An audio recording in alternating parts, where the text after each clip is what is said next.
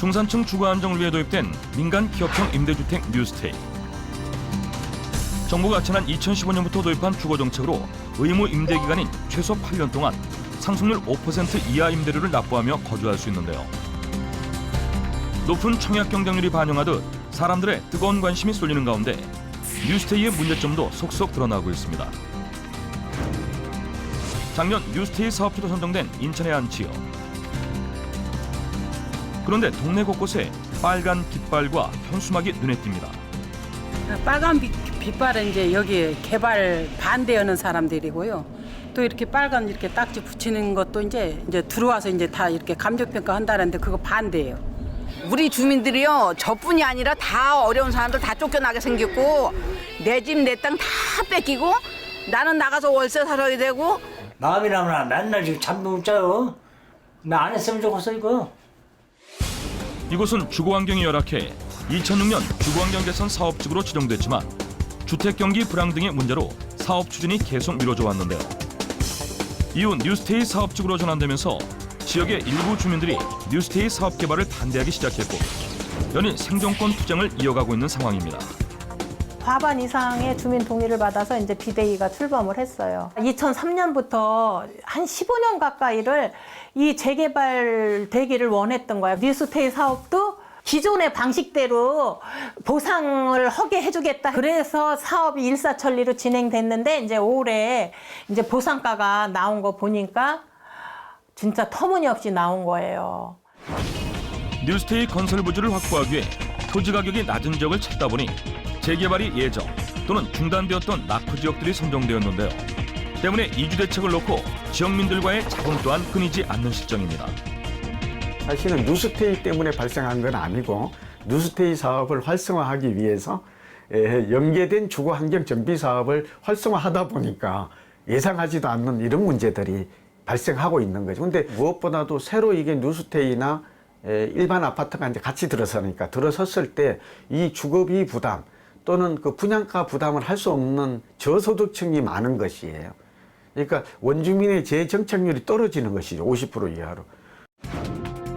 이 동네에서만 35년을 살았다는 유 씨부부는 일대가 뉴스테이 사업지로 지정되면서 뜬 눈으로 밤을 지샌다고 하는데요. 여기가 우리가 지금 9,200이 나왔잖아요. 그럼 25평짜리가 한 1억 8천, 1억 9천이 된대요. 그러면 딱 1억이 물 보태야 들어가는 건데 지금 수입원은 하나도 없는데 예? 그 대출을 1억이 넘는 돈을 받아가지고 25평짜리 들어가 보는 그 이자는 뭐로 갚을 거며 그 원금을 뭐로 갚아요. 못 갚으면은 지금 뭐 경매로다가 그냥 뭐 나가고 그러면 결과적으로 뺏기는 것밖에 안 되는 거 아닙니까. 평생 모은 돈을 쏟아부은 이 집은 부부에게는 전 재산. 부부의 소망은 그저 지금까지 살았던 이 집에서 남은 여생을 보내는 것입니다. 그냥 사는 게 마음이 편하지. 그 아파트 들어간들 월세 사는 건데 왜 세를 내면서 삽니까? 여기서 살아도 가만히 살아도 세는 안 내고 살잖아요. 우리가 내 땅에서 내 집 가지고 살면은. 뉴스테이 사업에 대한 주민들의 찬반 논란이 거센 가운데 일부에서는 낮은 보상가를 받을 수밖에 없는 66제곱미터 미만의 토지 소유주와 입주 분양가를 감당할 수 없는 고령층을 위한 대책이 필요하다는 목소리가 터져나오고 있습니다. 재개발이 추진되면 일부 보상금을 받거나 입주를 못해서 도시 외곽으로 쫓겨나는 도시 난민이 되는 문제들이 굉장히 심각한 문제로 사회 문제가 됐지 않습니까? 거기다가 뉴스테이라는 어떤 신종 상품 이미지만 얹어가지고 추진하는 것이기 때문에 본질적으로 재개발 정비 사업에 나타났던 문제를 악용하고 있다고 생각이 듭니다. 개발을 앞두고 있기 때문에 기대치들이 많으세요. 산업시행자 쪽에서는 계속 대화를 하고 있는 상황인 거고요. 가능하다라면 주민분들의 의사라든지 이런 거를 존중해서 일 처리가 되어야 되겠죠. 하지만 뉴스테이 개발 선정에 대한 우려는 인천뿐만 아니라 구도심 인근의 그린벨트를 풀어 뉴스테이 사업지로 선정해온 부산에서도 반발이 심한데요. 수십만 평에 이르는 자연 녹지나 그린벨트 지역이 순식간에 해체되는 결과가 나올 것으로 봅니다. 그래서 시민들의 주거권, 생활환경권을 심각하게 침해하는 뉴스테이 사업은 재검토 수준의 판단이 필요하다고 봅니다.